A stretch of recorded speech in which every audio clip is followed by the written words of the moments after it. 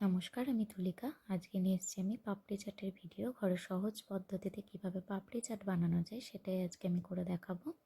তো পাপড়ি চাটের জন্য প্রথমে পাপড়ি বানাতে আমাদের লাগবে ময়দা, অল্প পরিমাণ নুন এবং একটু সুজি আর অল্প একটু কালো জিরে।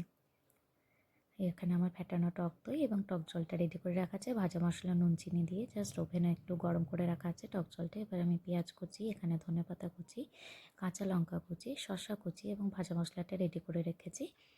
এই ভাজা মশলাটাই হচ্ছে মেন ইনগ্রিডিয়েন্টস।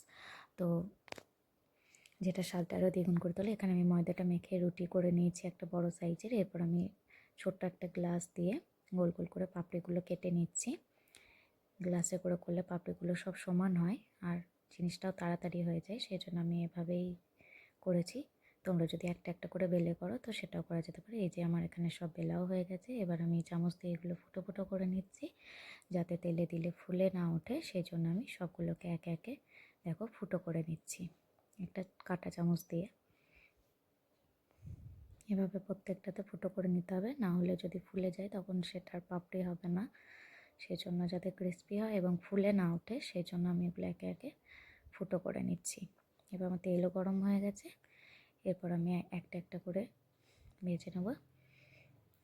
এটা কিন্তু মিডিয়াম টু লো ফ্লেমে ভাজতে হবে, হাই ফ্লেমে দিলে পুড়ে যাবে এবং ক্রিস্পি হবে না, ভিতরটা নরম থেকে যাবে। এপিট ওপিট ভালো করে মিডিয়াম টু লো ফ্লেমে ভেজে নিতে হবে, হাই করলে কিন্তু পুড়ে যাবে।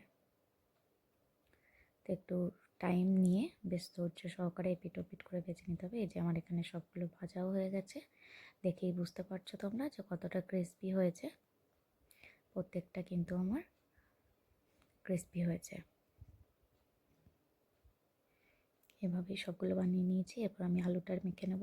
সিদ্ধ করে রাখা আলুর মধ্যে নুন, এরপর পরিমাণ মতো নুনটা দিতে হবে। এরপর গোলমরিচ গুঁড়ো, আমরা যেহেতু একটু ঝাল বেশি খাই আমাদের বাড়িতে, সেহেতু আমি এখানে গোলমরিচটা অ্যাড করছি, তোমরা চাইলে নাও করতে পারো।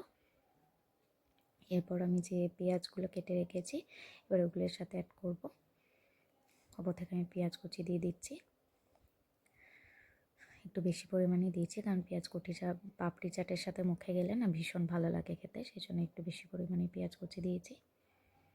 এরপর আমি দিয়ে দিয়েছি ভাজা মশলা গুঁড়ো, ধনেপাতা কুচি, কাঁচা লঙ্কা কুচি। কাঁচা লঙ্কাটা কিন্তু ঝাল যে যেমন খাও সেই রকম ভেবে দেবে। ওপর থেকে একটু শসা কুচিও দিয়ে দিয়েছি।